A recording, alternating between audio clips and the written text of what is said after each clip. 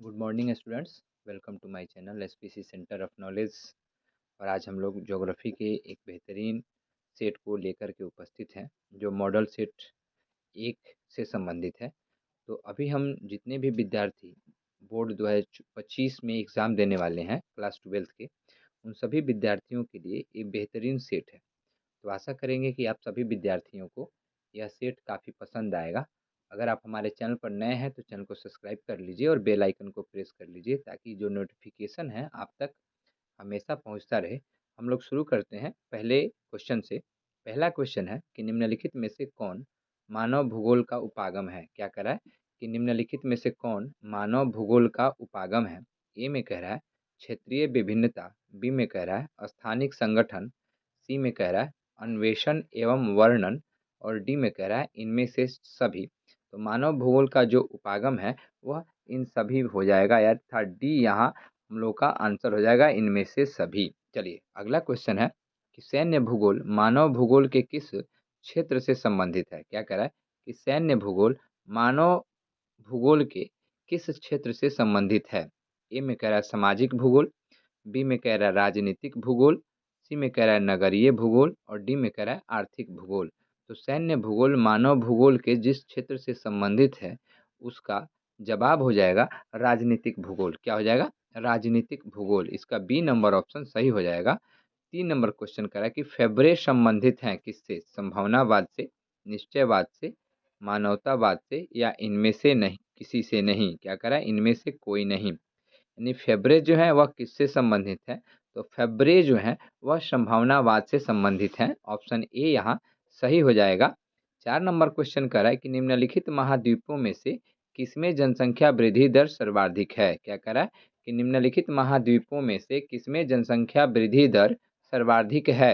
ए में Asia, B में Europe, सी में अफ्रीका और डी में दक्षिण अमेरिका। क्या कह रहा है कि निम्नलिखित महाद्वीपों में से किसमें जनसंख्या वृद्धि दर सर्वाधिक है। ए में एशिया, बी में यूरोप, सी में अफ्रीका और डी में दक्षिण अमेरिका। तो जिस महादेश में जनसंख्या वृद्धि दर सर्वाधिक है उस महाद्वीप का नाम है अफ्रीका। क्या है? अफ्रीका। चलिए हम आगे बढ़ते हैं। अभी तक हम लोगों ने 4 प्रश्नों को सॉल्व किया है। 5वें क्वेश्चन की तरफ हम लोग बढ़ते हैं और 5 नंबर क्वेश्चन को देखते हैं कि 5 नंबर क्वेश्चन क्या कह रहा है। 5 नंबर क्वेश्चन में पूछा गया है कि इनमें कौन सघनतम जनसंख्या घनत्व वाला क्षेत्र है। क्या कह रहा है? इनमें से कौन सघनतम जनसंख्या घनत्व वाला क्षेत्र है। ए में दक्षिण पूर्व एशिया, बी में पश्चिमी यूरोप, सी में उत्तर पूर्व उत्तरी अमेरिका और डी में कह रहा है कि दक्षिण पश्चिम अफ्रीका। क्या क्या पूछा गया है कि सघनतम जनसंख्या घनत्व वाला क्षेत्र। तो इसका सही जवाब हो जाएगा ऑप्शन ए दक्षिण पूर्व एशिया। चलिए 6 नंबर क्वेश्चन की को देखते हैं। 6 नंबर क्वेश्चन में पूछा गया है कि जनसंख्या वितरण को प्रभावित करने वाला सबसे महत्वपूर्ण कारक कौन है। क्या कह रहा है? जनसंख्या वितरण को प्रभावित करने वाला सबसे महत्वपूर्ण कारक कौन है। ए में भू आकृति, बी में मिट्टी, सी में जलवायु और डी में इनमें से सभी। क्या कह रहा है कि जनसंख्या वितरण को प्रभावित करने वाला सबसे महत्वपूर्ण कारक कौन है। तो यहाँ सभी हो जाएगा, ऑप्शन डी हो जाएगा इनमें से सभी। जो महत्वपूर्ण कारक हैं वह जनसंख्या वितरण को प्रभावित करते हैं। चलिए आगे बढ़ते हैं और अगले प्रश्न को देखते हैं कि अगला प्रश्न हम लोग का क्या कह रहा है। अगला प्रश्न है कि निम्नलिखित देशों में से किसका लिंगानुपात सर्वाधिक है। क्या कह रहा है कि निम्नलिखित देशों में से किसका लिंगानुपात जो है वह सर्वाधिक है। ए में भारत, बी में चीन, सी में जापान और डी में लैटविया। तो जिस देश का लिंगानुपात सर्वाधिक है उस देश का नाम है लैटविया। डी नंबर ऑप्शन सही हो जाएगा। 8 नंबर प्रश्न कह रहा है कि निम्नलिखित देशों में किसमें प्रसन्नता को प्रगति का माप माना गया है। क्या कह रहा है कि निम्नलिखित देशों में किसमें प्रसन्नता को प्रगति का माप माना गया है। किसका माप? तो प्रगति का माप माना गया है। कौन सा ऐसा देश है जिसमें प्रसन्नता को प्रगति का माप माना गया है। ए में कह रहा है भारत, बी में कह रहा है जापान, सी में कह रहा है भूटान और डी में कह रहा है रूस। तो भूटान एक ऐसा देश है जहां प्रसन्नता को प्रगति का माप माना गया है। ऑप्शन सी सही हो जाएगा। अगला 9 नंबर प्रश्न कह रहा है कि आयु लिंग पिरामिड। क्या कह रहा है? आयु लिंग पिरामिड का संबंध है किससे। ए में पुरुष एवं महिला जनसंख्या से, बी में जनसंख्या घनत्व से, सी में जनसंख्या साक्षरता से और डी में इनमें से कोई नहीं। तो आयु लिंग पिरामिड का जो संबंध है वह है पुरुष एवं महिला जनसंख्या से। किससे है? पुरुष एवं महिला जनसंख्या से। तो यहाँ हम लोग का जो है ऑप्शन ए सही हो जाएगा। चलिए आगे बढ़ते हैं और अगले प्रश्न को देखते हैं कि हम लोग का अगला प्रश्न क्या है। अगला प्रश्न 10 नंबर प्रश्न को देखते हैं हम लोग कि 10 नंबर जो प्रश्न है वह क्या कह रहा है। 10 नंबर प्रश्न में कह रहा है कि निम्न में से कौन एकल कृषि का उत्पाद है। क्या कह रहा है कि निम्न में से कौन एकल कृषि का उत्पाद है। ऑप्शन ए में केला, बी में चाय, सी में रबड़, डी में इनमें से सभी। क्या कह रहा है कि निम्न में से कौन एकल कृषि का उत्पाद है। केला भी है, चाय भी है, रबड़ भी है, इसलिए यहाँ ऑप्शन डी सही हो जाएगा, इनमें से सभी। क्या हो जाएगा? ऑप्शन डी यहाँ पे सही हो जाएगा, इनमें से सभी। चलिए आगे बढ़ते हैं। 11 नंबर प्रश्न कह रहा है कि निम्न में से कौन प्राथमिक क्रियाकलाप से संबंधित है। क्या कह रहा है कि निम्न में से कौन प्राथमिक क्रियाकलाप से संबंधित है। ए में कृषि, बी में वानिकी, सी में आखेट और डी में इनमें से सभी। तो कृषि भी संबंधित है, वानिकी भी संबंधित है और आखेट भी संबंधित है, इसलिए यहाँ पे ऑप्शन डी हो जाएगा, इनमें से सभी। 12 नंबर प्रश्न कह रहा है कि रबड़ किस प्रकार की कृषि का उपज है। क्या कह रहा है कि रबड़ किस प्रकार के कृषि का उपज है। ए में कह रहा है मिश्रित कृषि, बी में कह रहा है प्राथमिक कृषि, सी में कह रहा है रोपण कृषि और डी में कह रहा है भूमध्य सागरीय कृषि। क्या पूछा गया है कि रबड़ किस प्रकार के कृषि का उपज है। तो रबड़ जो है वह रोपण कृषि का उपज है। किसका है? सी, ऑप्शन सी, रोपण कृषि का वह एक उपज है। अगला 13 नंबर प्रश्न कह रहा है कि निम्नलिखित में से किसे कर्तन दहन कृषि भी कहते हैं। क्या कह रहा है कि निम्नलिखित में से किसे कर्तन दहन कृषि भी कहते हैं। ए में सपन निर्वाह कृषि, बी में आदिम निर्वाह कृषि, सी में विस्तृत वाणिज्य अनाज कृषि और डी में मिश्रित कृषि। यहाँ जो है ऑप्शन बी सही हो जाएगा। आदिम निर्वाह कृषि को हम कर्तन दहन कृषि के नाम से भी जानते हैं, इसलिए ऑप्शन बी जो है यहाँ सही हो जाएगा। चलिए आगे बढ़ते हैं क्वेश्चन के तरफ।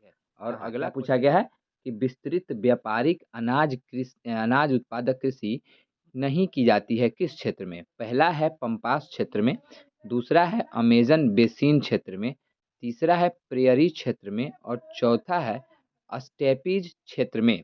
तो किस क्षेत्र में विस्तृत व्यापारिक अनाज उत्पादक कृषि नहीं किया जाता है। तो उस क्षेत्र का नाम है अमेजन बेसिन। क्या है? अमेजन बेसिन, ऑप्शन बी यहाँ पे सही हो जाएगा। 15 नंबर जो प्रश्न है इसमें पूछा गया है कि ब्राज़ील के कॉफ़ी क्षेत्र को क्या कहा जाता है। क्या कह रहा है कि ब्राज़ील के कॉफ़ी क्षेत्र को क्या कहा जाता है। ए में फेजेंडा, बी में झूम, सी में मिल्पा और डी में लदांग। तो ब्राज़ील के कॉफ़ी बागान को हम लोग फेजेंडा के नाम से जानते हैं, ऑप्शन ए यहाँ सही जवाब हो जाएगा। 16 नंबर प्रश्न है कह रहा है कि निम्नलिखित में से कौन रोपण कृषि का उत्पाद नहीं है। क्या कह रहा है कि निम्नलिखित में से कौन रोपण कृषि का उत्पाद नहीं है। चाय, कॉफ़ी, गन्ना या गेहूं। 4 ऑप्शन दिए गए हैं। ए में कह रहा है चाय, बी में कह रहा है कॉफ़ी, सी में कह रहा है गन्ना और डी में कह रहा है गेहूं। गेहूं जो है वह रोपण कृषि का उत्पाद नहीं है, इसलिए ऑप्शन डी यहाँ पे सही हो जाएगा। 17 नंबर प्रश्न कह रहा है कि इनमें से कौन धात्विक क्या कह रहा है कि इनमें से कौन अधात्विक खनिज पर आधारित है। क्या कह रहा है कि इनमें से कौन अधात्विक खनिज पर आधारित है। ए में तांबा उद्योग, बी में एल्युमिनियम उद्योग, सी में सीमेंट उद्योग और डी में इनमें से कोई नहीं। तो यहाँ हो जाएगा सी, ऑप्शन सी, सीमेंट उद्योग जो है वह अधात्विक खनिज पर आधारित है। चलिए अगला जो है बर्मिंघम कहाँ स्थित है। क्या कह रहा है कि बर्मिंघम कहाँ है। ए में कह रहा है कि नॉर्वे, बी में कह रहा है ग्रेट ब्रिटेन, सी में कह रहा है जर्मनी और डी में कह रहा है फ्रांस। तो कहाँ है बर्मिंघम। तो यह है ग्रेट ब्रिटेन में। कहाँ है? ग्रेट ब्रिटेन में बर्मिंघम स्थित है। तो अभी तक हम लोगों ने 18 प्रश्नों को सॉल्व किया है। चलिए आगे बढ़ते हैं। 19-20 जो भी प्रश्न अभी हम लोग का है उन सभी प्रश्नों को हम लोग देखेंगे। चलिए 19 नंबर प्रश्न को देखते हैं। 19 नंबर प्रश्न कह रहा है कि निम्न में से कौन औद्योगिक अवस्थापना का प्रमुख कारक है। क्या कह रहा है कि निम्न में से कौन औद्योगिक अवस्थापना का प्रमुख कारक है। ए में पूंजी, बी में बाजार, सी में ऊर्जा और डी में इनमें से सभी। तो यहाँ पे पूंजी बाजार और ऊर्जा जो है वह औद्योगिक अवस्थापना का प्रमुख अंग माना जाता है, इसलिए यहाँ ऑप्शन डी सही हो जाएगा, इनमें से सभी। 20 नंबर प्रश्न कह रहा है कि उच्च स्तर वाले अन्वेषण से संबंधित क्रियाकलापों को कहा जाता है। क्या कह रहा है कि उच्च स्तर वाले अन्वेषण से संबंधित क्रियाकलापों को कहा जाता है, क्या कहा जाता है? ए में द्वितीयक क्रियाकलाप, बी में चतुर्थ क्रियाकलाप, सी में पंचम क्रियाकलाप और डी में इनमें से कोई नहीं। तो उच्च स्तर वाले अन्वेषण से संबंधित क्रियाकलापों को चतुर्थ क्रियाकलाप कहा जाता है, ऑप्शन बी यहाँ सही जवाब हो जाएगा। 21 नंबर प्रश्न कह रहा है कि निम्नलिखित में से कौन पंचम क्रियाओं से संबंधित है? क्या कह रहा है कि निम्नलिखित में से कौन पंचम क्रियाओं से संबंधित है? ए में खेती, बी में आखेट, सी में सेवाएं और डी में परामर्दशता। क्या कह रहा है कि 4 ऑप्शन दिए गए हैं, खेती, आखेट, सेवा और परामर्दशता। तो यहाँ पे हमारा जो डी नंबर ऑप्शन है वह सही हो जाएगा। परामर्दशता जो है वह पंचम क्रियाकलाप से संबंधित है। 22 नंबर प्रश्न कह रहा है कि निम्न में से कौन पेशागत कॉलर का रंग नहीं है? क्या कह रहा है कि निम्न में से कौन पेशागत कॉलर का रंग नहीं है? ए में लाल, बी में काला, सी में नीला और डी में गुलाबी। काला जो है वह पेशागत कॉलर का रंग नहीं है। चलिए आगे बढ़ते हैं और 23 नंबर प्रश्न को देखते हैं। 23 नंबर प्रश्न में पूछा गया है कि निम्नलिखित में से कौन कृषि आधारित उद्योग है? क्या कह रहा है? निम्नलिखित में से कौन कृषि आधारित उद्योग है? ए में सीमेंट उद्योग, बी में लोहा और इस्पात उद्योग, सी में जूट उद्योग और डी में चमड़ा उद्योग। तो पूछा गया है यहाँ पर कृषि आधारित उद्योग कौन सा? कृषि आधारित उद्योग में हो जाएगा जूट उद्योग। क्या हो जाएगा? जूट उद्योग जो है वह कृषि आधारित उद्योग है। चलिए आगे बढ़ते हैं और आगे के तमाम प्रश्नों को हम लोग ऐसे ही सॉल्व करेंगे। 24 नंबर प्रश्न में कहा गया है कि मीटर गेज रेल लाइन की चौड़ाई कितनी होती है? क्या कह रहा है कि मीटर गेज रेल लाइन की चौड़ाई कितनी होती है? ए में 1.6 मीटर, बी में 1.7 मीटर, सी में 1.5 मीटर और डी में इनमें से कोई नहीं। तो यहाँ पे हो जाएगा इनमें से कोई नहीं, क्योंकि rail metre gauge rail line की जो चौड़ाई है वह 3 फीट 8 इंच की होती है। कितनी होती है? 3 फीट 8 इंच। तो यहाँ पे हो जाएगा इनमें से कोई नहीं। अगला 25 नंबर प्रश्न कह रहा है कि बिग इंच संबंधित है किससे? क्या कह रहा है कि बिग इंच संबंधित है, जैसे ऑप्शन ए में कह रहा है रेल मार्ग, बी में कह रहा है वायु मार्ग, सी में कह रहा है जल मार्ग और डी में कह रहा है पाइपलाइन से। तो बिग इंच जो है वह पाइपलाइन से संबंधित है। किससे संबंधित है? पाइपलाइन से संबंधित है। 26 नंबर प्रश्न कह रहा है कि विश्व के प्रमुख समुद्री पतन निम्नलिखित में से किस प्रकार के हैं? क्या कह रहा है कि विश्व के प्रमुख समुद्री पतन निम्नलिखित में से किस प्रकार के हैं? ए में नौसेना पतन है, बी में तेल पतन है, सी में विस्तृत पतन है और डी में औद्योगिक पतन है। तो यहाँ पे हो जाएगा हमारा ऑप्शन सी विस्तृत पतन है। चलिए 27 नंबर प्रश्न कह रहा है कि ट्रांस महाद्वीपीय स्टुअर्ट महामार्ग जोड़ता है। क्या कह रहा है कि ट्रांस महाद्वीपीय स्टुअर्ट महामार्ग जोड़ता है किसको? वैंकूवर को सेंट जोन्स से, बी में कह रहा है डार्विन को मेलबोर्न से, सी में कह रहा है एडमोंटन को एंकारेज से और डी कह रहा है चेंगड़ू को लहासा से। तो ट्रांस महाद्वीपीय स्टुअर्ट महामार्ग जो है वह डार्विन को मेलबर्न से जोड़ता है, ऑप्शन बी यहाँ सही हो जाएगा।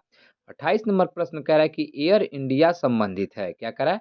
एयर इंडिया संबंधित है किससे? एयर इंडिया किससे संबंधित है? ए में इंटरनेट से, बी में उपग्रह से, सी में महामार्ग से और डी में वायु मार्ग से। एयर इंडिया जो है वह वायु मार्ग से संबंधित है। किससे संबंधित है? वायु मार्ग से संबंधित है। चलिए हम आगे बढ़ते हैं क्वेश्चन की तरफ और आगे के तमाम उन सभी प्रश्नों को हम लोग देखेंगे।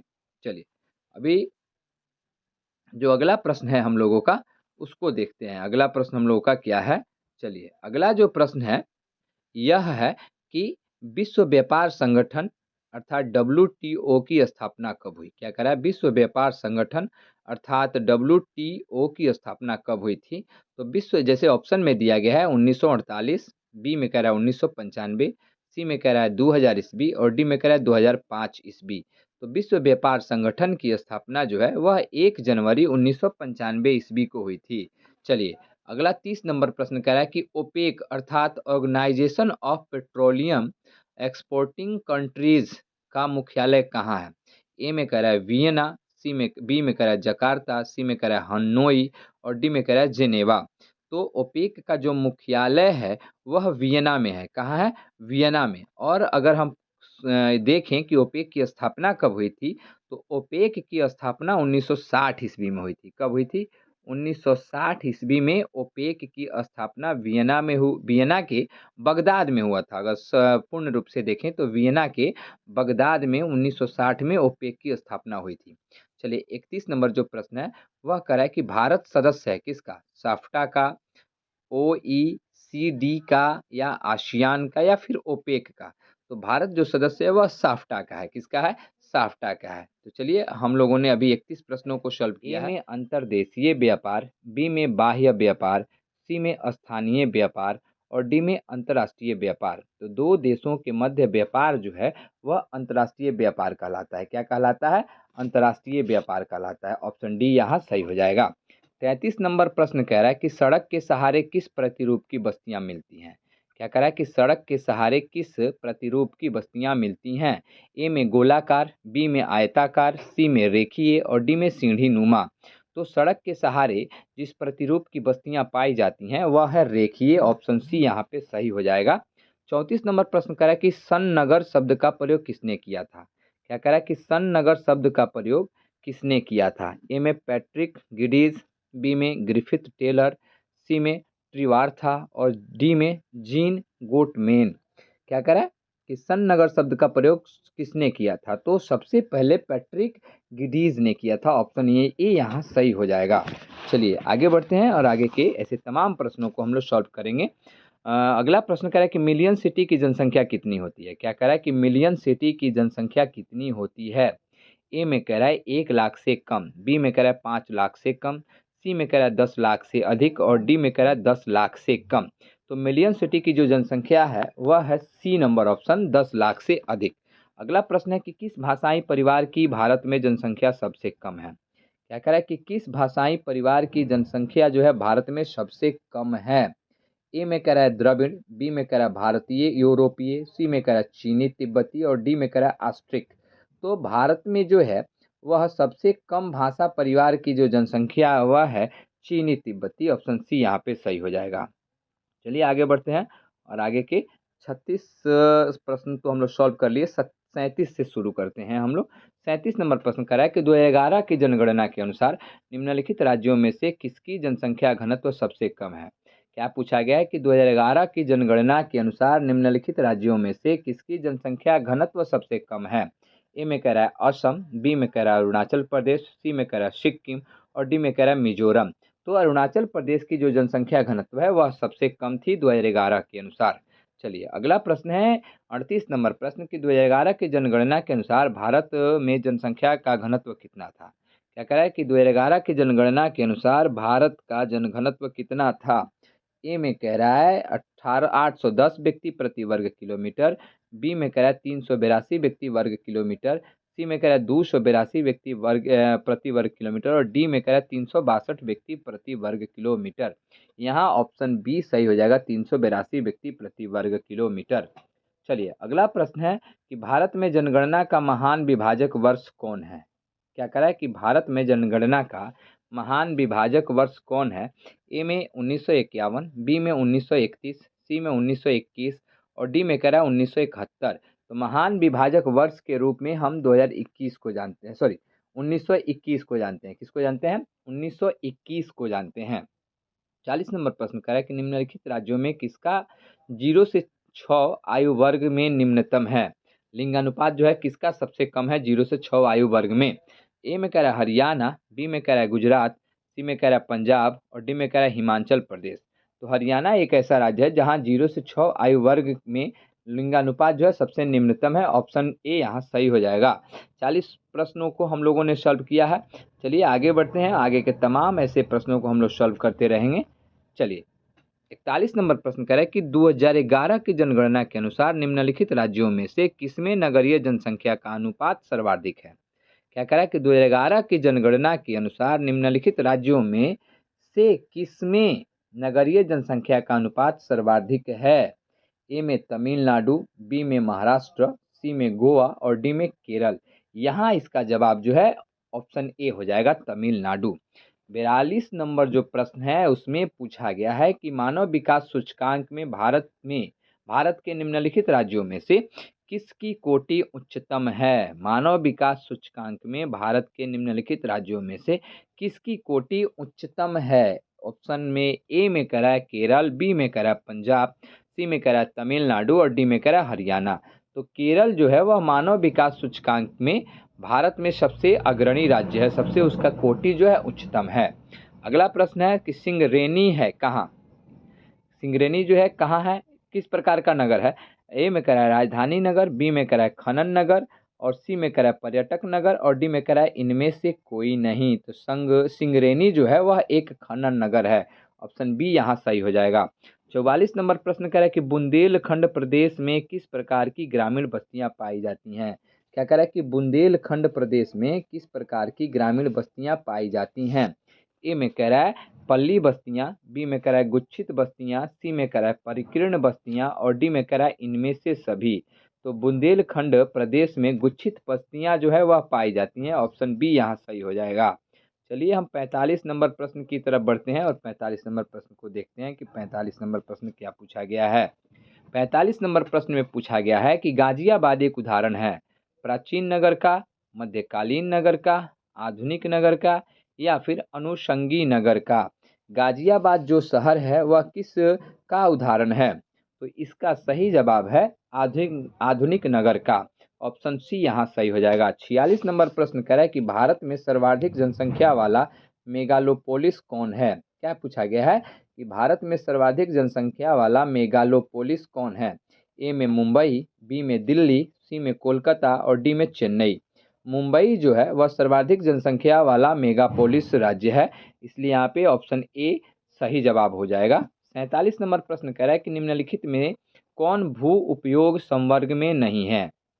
क्या पूछा गया है कि निम्नलिखित में कौन भू उपयोग संवर्ग नहीं है। ए में कह रहा है प्रतिभूमि, बी में बोला गया है निवल बोया गया क्षेत्र, सी में कह रहा है सीमांत भूमि कृषि और डी में कह रहा है योग्य व्यर्थ भूमि। तो यहाँ जो है ऑप्शन सी सही हो जाएगा, सीमांत भूमि कृषि।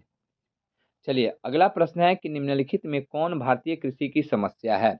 क्या कह रहा है कि निम्नलिखित में से कौन भारतीय कृषि की समस्या है। ए में निम्न उत्पादकता, बी में विखंडित जोत, सी में अनियमित मानसून और डी में इनमें से सभी। तो यहाँ भारतीय कृषि की जो समस्या है वह इनमें से सभी है। चलिए 48 प्रश्नों को हम लोगों ने सॉल्व किया, आगे बढ़ते हैं। 49 से जितने भी प्रश्न हैं उन सभी प्रश्नों को देखते हैं। 49 नंबर प्रश्न में पूछा गया है कि भारत में सर्वप्रमुख जूट उत्पादक क्षेत्र कौन सा है। अर्थात भारत में सबसे जूट उत्पादक में अग्रणी क्षेत्र कौन सा है। ए में गंगा डेल्टा, बी में कृष्णा डेल्टा, सी में गोदावरी डेल्टा और डी में इनमें से कोई नहीं। तो सर्वप्रमुख जूट उत्पादक क्षेत्र जो है भारत में वह है गंगा डेल्टा। ऑप्शन ए यहाँ पर सही जवाब हो जाएगा। 50 नंबर प्रश्न कह रहा है कि हरित क्रांति संबंधित है किससे। ए में खाद्यान्न उत्पादन से, बी में चाय उत्पादन से, सी में दूध उत्पादन से, डी में इनमें से कोई नहीं। तो हरित क्रांति जो है वह खाद्यान्न उत्पादन से संबंधित है, इसलिए ऑप्शन ए यहाँ पे सही हो जाएगा। 51 नंबर प्रश्न कह रहा है कि पायकारा जल विद्युत परियोजना कहाँ है। क्या कह रहा है कि पायकारा जल विद्युत परियोजना कहाँ है। ए में तमिलनाडु में, बी में पंजाब में, सी में झारखंड में और डी में असम में। तो पायकारा जो है वह तमिलनाडु में स्थित है, इसलिए ऑप्शन ए यहाँ सही हो जाएगा। 52 नंबर जो प्रश्न है वह कह रहा है कि निम्नलिखित में कौन पश्चिमी भारत की नदी बेसिन है। क्या कह रहा है कि निम्नलिखित में से कौन पश्चिमी भारत की नदी बेसिन है। ऑप्शन ए में माही बेसिन, बी में गंगा बेसिन, सी में सोन बेसिन और डी में कोसी बेसिन। तो पश्चिमी भारत नदी की बेसिन पूछी गई है, तो यहाँ पर ऑप्शन ए हो जाएगा माही बेसिन। 53 नंबर प्रश्न में पूछा गया है कि निम्नलिखित में से कौन सबसे छोटी बेसिन है। क्या कह रहा है कि निम्नलिखित में से कौन सबसे छोटी बेसिन है। ए में गोदावरी बेसिन, बी में कृष्णा बेसिन, सी में नर्मदा बेसिन और डी में तापी बेसिन। यहाँ हो जाएगा ऑप्शन डी तापी बेसिन। चलिए आगे पढ़ते हैं और आगे के तमाम ऐसे प्रश्नों को हम लोग सॉल्व करेंगे। 54 नंबर प्रश्न कह रहा है कि भारत में प्रथम नाभिकीय ऊर्जा परियोजना कहाँ स्थापित हुई। क्या कह रहा है कि भारत में प्रथम नाभिकीय ऊर्जा परियोजना कहाँ स्थापित की गई थी। ए में नरोरा में, बी में कलपक्कम में, सी में तारापुर में और डी में कैगा में। तो प्रथम नाभिकीय ऊर्जा परियोजना जो है वह तारापुर में स्थित थी। तो यहाँ पे ऑप्शन सी जवाब हो जाएगा। 55 नंबर प्रश्न कह रहा है कि नोवा मुंडी लौह अयस्क क्षेत्र किस राज्य में है। क्या कह रहा है कि नोवा मुंडी लौह अयस्क क्षेत्र किस राज्य में है। ए में कह रहा है महाराष्ट्र, बी में कह रहा है मध्य प्रदेश, सी में कह रहा है झारखंड और डी में कह रहा है छत्तीसगढ़। तो नोवा मुंडी लौह अयस्क जो है वह झारखंड राज्य में स्थित है। ऑप्शन सी यहाँ सही जवाब हो जाएगा। 56 नंबर प्रश्न कह रहा है कि निम्नलिखित राज्यों में कौन गोंडवाना कोयला के लिए प्रसिद्ध है। क्या कह रहा है कि निम्नलिखित राज्यों में कौन गोंडवाना कोयला के लिए प्रसिद्ध है। ए में नागालैंड, बी में तमिलनाडु, सी में झारखंड और डी में त्रिपुरा। तो गोंडवाना कोयला के लिए प्रसिद्ध राज्य जो है वह है झारखंड। ऑप्शन सी यहाँ पे सही जवाब हो जाएगा। 57 नंबर प्रश्न कह रहा है कि निम्नलिखित राज्यों में से किसमें से प्रमुख तेल क्षेत्र स्थित है। ए में राजस्थान, बी में बिहार, सी में असम और डी में तमिलनाडु। तो प्रमुख तेल क्षेत्र के बारे में पूछा गया है, तो यहाँ ऑप्शन सी जवाब हो जाएगा, असम। चलिए अगला जो प्रश्न है कि पंचपटमाली खान किस खनिज से संबंधित है। क्या कह रहा है कि पंचपटमाली खान किस खनिज से संबंधित है। ए में सोना, बी में यूरेनियम, सी में पेट्रोलियम और डी में बॉक्साइट। तो यहाँ पे ऑप्शन डी सही हो जाएगा। पंचपटमाली खान जो है वह बॉक्साइट से संबंधित है। तो अभी तक हम लोगों ने 58 प्रश्नों को सॉल्व किया है। आशा करते हैं कि ये सभी 58 प्रश्न आपको अच्छे लगे होंगे। चलिए हम आगे बढ़ते हैं और आगे के तमाम ऐसे प्रश्नों को सॉल्व कर्नाटक और करेंगे। डी में कह रहा है गुजरात। तो इसका सही जवाब जो है वह हो जाएगा कर्नाटक। क्या हो जाएगा दोस्तों, कर्नाटक। चलिए अगला प्रश्न है, इसमें पूछा गया है कि बैलाडीला किस खनिज के लिए प्रसिद्ध है। क्या कह रहा है कि बैलाडीला किस खनिज के लिए प्रसिद्ध है। ए में लौह अयस्क, बी में कोयला, सी में तांबा और डी में अभ्रक। तो बैलाडीला जो है वह लौह अयस्क के लिए प्रसिद्ध है। ऑप्शन ए यहाँ सही जवाब हो जाएगा। 61 नंबर प्रश्न कह रहा है कि हुगली औद्योगिक प्रदेश का विस्तार है। क्या कह रहा है कि हुगली औद्योगिक प्रदेश का विस्तार है। ए में कोलकाता से हावड़ा तक, बी में कोलकाता से मेदिनीपुर तक, सी में बांसबेरिया से रिसरा तक और डी में बांसबेरिया से बिड़ला नगर तक। इसका सही जवाब डी हो जाएगा, बांसबेरिया से बिड़ला नगर तक। चलिए 62 नंबर प्रश्न कह रहा है कि राउरकेला इस्पात संयंत्र किस राज्य में अवस्थित है।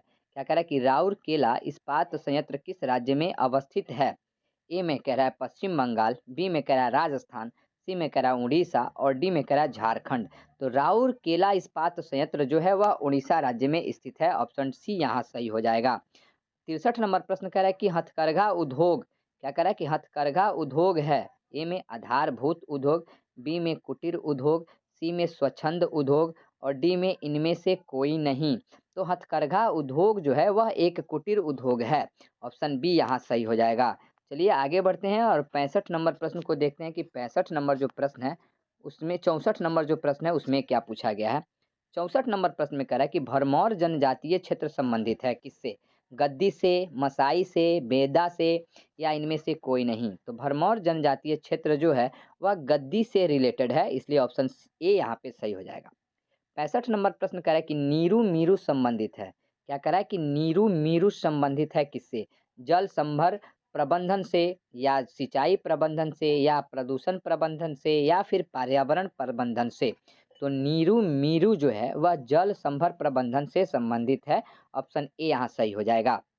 66 नंबर प्रश्न कह रहा है कि अम्ल वर्षा का क्या कारण है। क्या पूछा गया है कि अम्ल वर्षा का क्या कारण है। ए में जल प्रदूषण, बी में ध्वनि प्रदूषण, सी में वायु प्रदूषण और डी में भूमि प्रदूषण।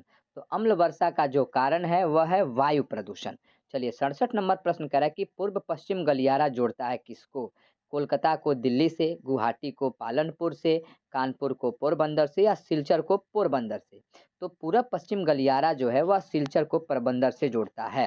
चलिए आगे पढ़ते हैं। कह रहा है कि मंगलोर पतन कहाँ स्थित है। क्या कह रहा है, मंगलोर पतन कहाँ स्थित है। ए में तमिलनाडु, बी में पश्चिम बंगाल, सी में कर्नाटक और डी में गुजरात। तो मंगलोर पतन जो है वह कर्नाटक में स्थित है। ऑप्शन सी यहाँ पे सही हो जाएगा। चलिए आगे बढ़ते हैं और आगे के तमाम प्रश्नों को देखेंगे हम लोग। चलिए अभी हम लोग 69 और 70 नंबर जो प्रश्न है उसको देखेंगे। भारत में पहला रेडियो कार्यक्रम का शुरुआत कब हुआ था, यानी भारत में पहला रेडियो कार्यक्रम कब प्रकाशित हुआ था। ए में 1936, बी में 1911, सी में 1929 और डी में 1923। तो इसका सही जवाब 1923 हो जाएगा। 70 नंबर प्रश्न कह रहा है कि पर्वतीय क्षेत्र विकास कार्यक्रम की शुरुआत किस पंचवर्षीय योजना में हुई थी? क्या पूछा गया है कि पर्वतीय क्षेत्र विकास कार्यक्रम की शुरुआत किस पंचवर्षीय योजना में हुई थी? तो वह जैसे ऑप्शन में दिया गया है तीसरी, चौथी, 5वीं और छठी। तो यहाँ पे सही जवाब हो जाएगा 5वीं। तो हम लोगों ने 70 प्रश्नों को सॉल्व किया है। आशा करते हैं कि आपको 70 प्रश्न बेहतर लगे होंगे। अगर आप हमारे चैनल पे नए हैं तो चैनल को सब्सक्राइब कर लीजिए, लाइक कीजिए, शेयर कीजिए, कमेंट कीजिए। Thanks for watching my video. मिलते हैं आपसे अगले वीडियो में।